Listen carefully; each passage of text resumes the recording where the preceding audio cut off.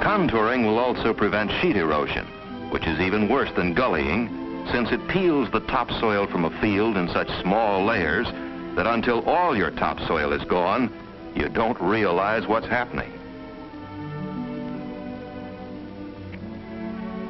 Wind can be a man's good friend, but like water, it can also be a fearful enemy. The tornado that hit Lima, Ohio, did a lot of damage, but this type of damage can be repaired. The wind damage being done here cannot be repaired, for the topsoil being blown from these fields cannot be replaced.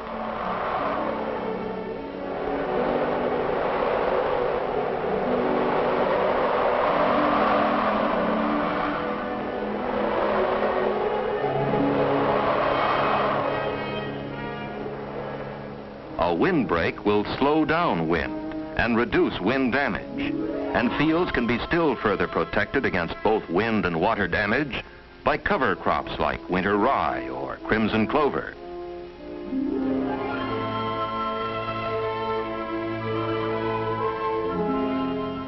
So the pattern of America changes. In rolling country, squares and oblongs give way to curved strips, and the landscape takes on a new, streamlined beauty. Not so long ago, a man could clear a piece of land, ruin it by bad soil practices, and move on to a new piece of land. But now, there is no new land, save that reclaimed by irrigation. The future welfare of our nation depends upon the productivity of our land. So today, we must manage by all means to maintain the fertility of our topsoil.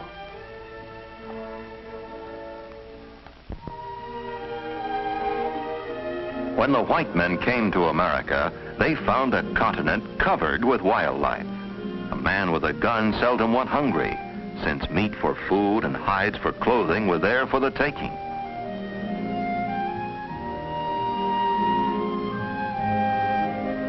Later, when ammunition was cheap, some men hunted for sport, while others made hunting a profession. Tremendous numbers of birds and animals were killed by these gunners. And as the settlers cut and plowed and drained the land to raise more and more grain, vast areas of wildlife habitat were destroyed. So today the bison are gone from the plains, and the passenger pigeons that darkened the sky exist only in museums. The once great flocks of wild turkeys and shorebirds and waterfowl are sadly depleted, while mountain sheep and grizzly bear and moose are now seldom seen except in our national parks.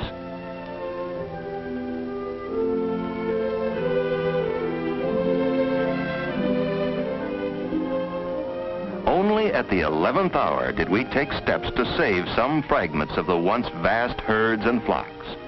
Then market gunning was outlawed, stricter game laws were passed, and state and federal refuges were established.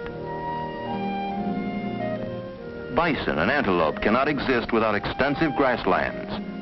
Waterfowl cannot live without marshes, and upland game birds cannot survive where farming has eliminated the hedgerows and weed patches. So, although the refuges provide sanctuary for birds and animals, they are all the more valuable because they preserve thousands of acres of habitat.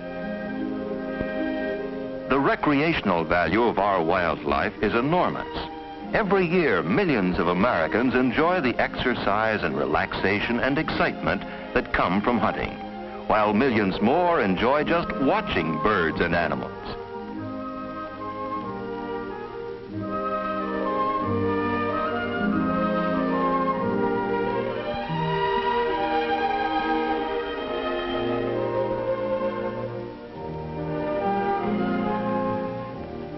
Then there is the purely dollar and cents value of wildlife, particularly of our birds. The upland game birds and the pretty little songbirds that nest close to our houses and are such fun to watch are tremendously valuable. Because of the insects they destroy, they are true guardians of our crops, and their loss would be a real catastrophe. Birds and animals are indeed deserving of all the effort we can put into their conservation.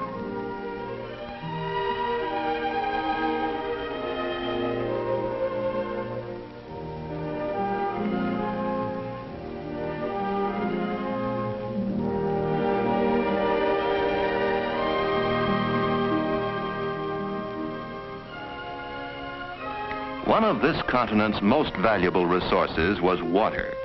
Clean, pure water to serve man in a multitude of ways. Water for himself and his animals to drink. Water for transportation. Water for power and industry. Water for irrigation. Water for fish and wildlife. And water for recreation.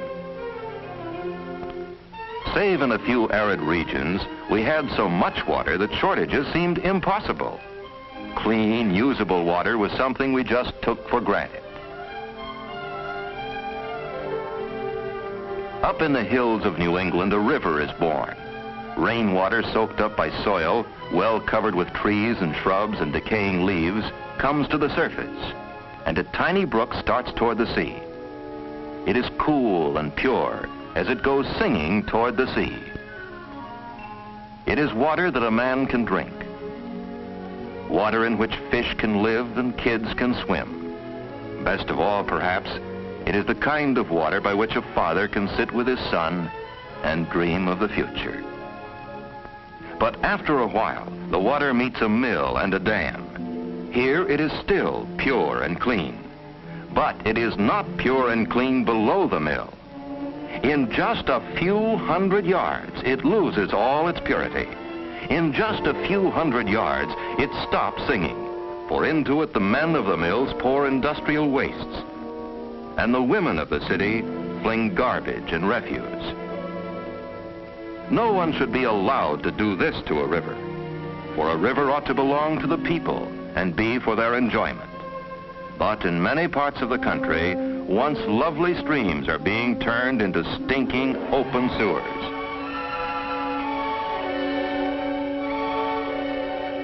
Not so long ago, this country of ours was covered with sloughs and marshes that served as reservoirs to hold water on the land and keep water tables high and wells full. But people became obsessed with the drainage craze and dug miles and miles of ditches, little ditches and big ditches, to hurry the water toward the sea.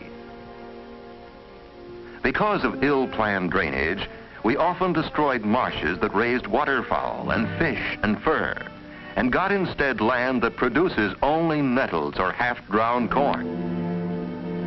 So now in places like Horicon, Wisconsin, we are reflooding marshes that were unwisely drained.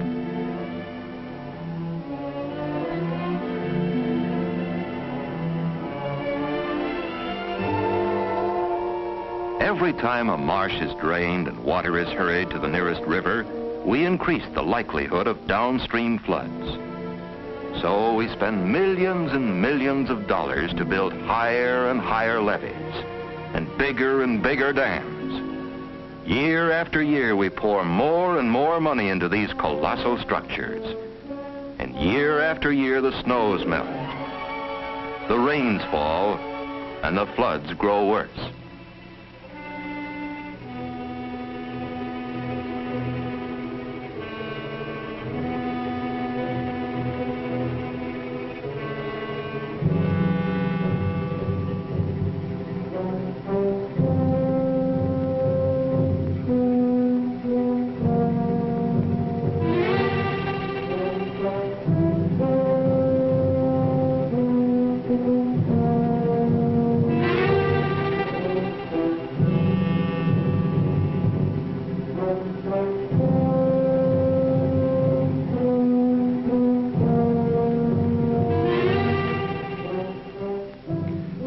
Our whole flood control program needs overhauling. Maybe we are wasting money.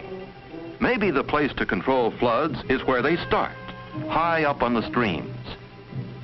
Up where cutting or burning have stripped the hills of the forest cover that once soaked up rainfall and checked the rush of water from cloudbursts or fast-melting snow, we can make trees grow again.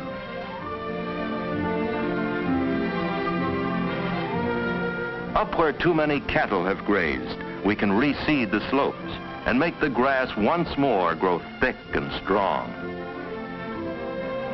And where water, heavy with good, rich soil, now tears at the furrows, Contour farming can set up hundreds and hundreds of tiny but effective dams to hold back the runoff and keep the soil where it belongs. And we can put an end to ill-advised drainage so that water will stay where it is most needed. Far up on the watersheds, we can build countless small dams for irrigation, for stock, for fish and wildlife, for recreation, and to trap floodwaters in the silt that is filling our reservoirs so fast that even our largest dams will be useless in an amazingly short time.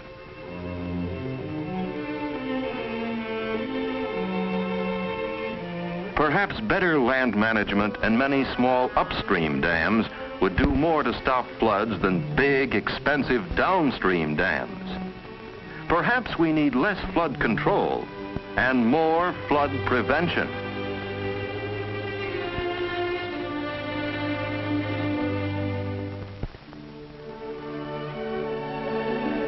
In any program of flood prevention, our national forests play a large part.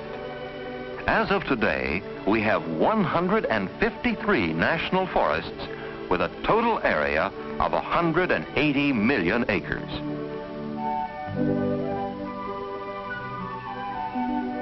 We are apt to think of these forests as just tracts of land set aside to preserve timber that will one day be harvested under government supervision. But this is only one reason for the national forests. Their most vital function is the protection of important watersheds. Since the forests are safeguarded against overcutting and overgrazing, the water that falls in them does not run off with a rush to add to flood crests. Instead, it is absorbed by the trees and grasses that cover these watersheds and is given up slowly as clean, unpolluted water fit for human use and enjoyment.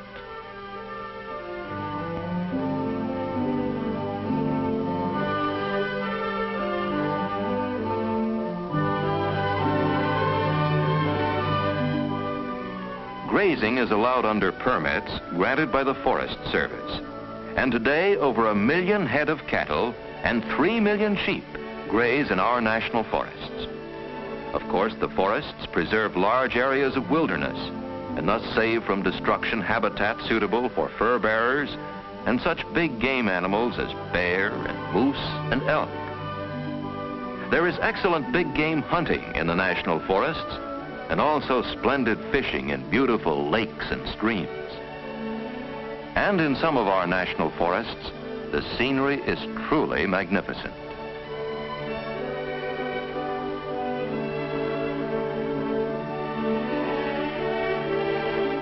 Indeed, the scenery is so magnificent that each year more and more Americans are vacationing in the national forests. Recently, in a single year, 30 million persons use the forests for recreation. This is almost as many as use the national parks. Our first national park was established in 1872, when Congress created Yellowstone National Park as a pleasuring ground for the benefit and enjoyment of the people, and thus preserved for posterity such wonders as Old Faithful and Yellowstone Falls.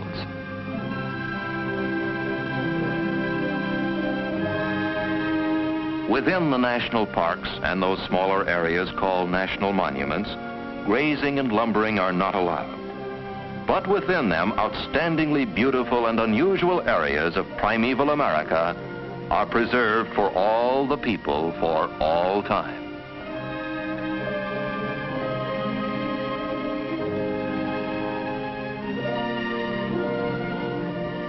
There are the mountain parks like Glacier and Grand Teton and Rainier. There are the canyon parks such as Grand Canyon and Zion and Bryce. There is Sequoia, the park of the big trees, and Yosemite, the park of the superlative waterfalls. There is Acadia and Great Smoky and Crater Lake.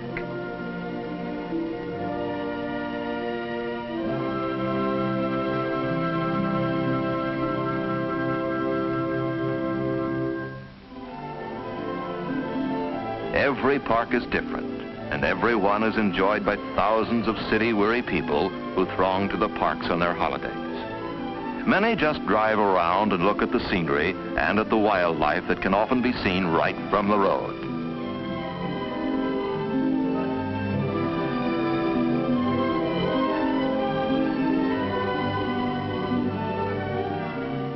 Most of these visitors enjoy the company of their fellows, but some seek solitude and spend their days far back in the vast wilderness areas. Some visitors ride the trails, others fish, while still others scale the highest and most difficult mountain peaks. So many people get pleasure out of our national parks that these areas must always be safeguarded against men who try to cut their timber, dam their rivers, or otherwise despoil them for the benefit of a selfish few.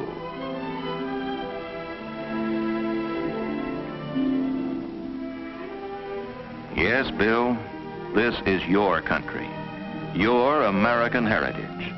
It belongs to you and to millions like you. We have built a truly great and mighty nation, the greatest on the face of the earth. We have wasted the resources that are the foundation of our greatness. But happily, we are beginning to realize how wasteful we have been. And thanks to the machines that make us a great mechanized nation, we can repair some of the damage we have done to our land.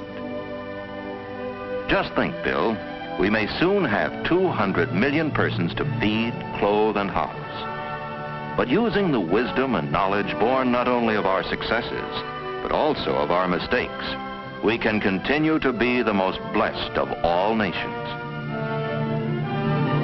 The spirit of conservation now abroad in our land can assure you, my son, and other Americans like you, a life of freedom and prosperity and happiness.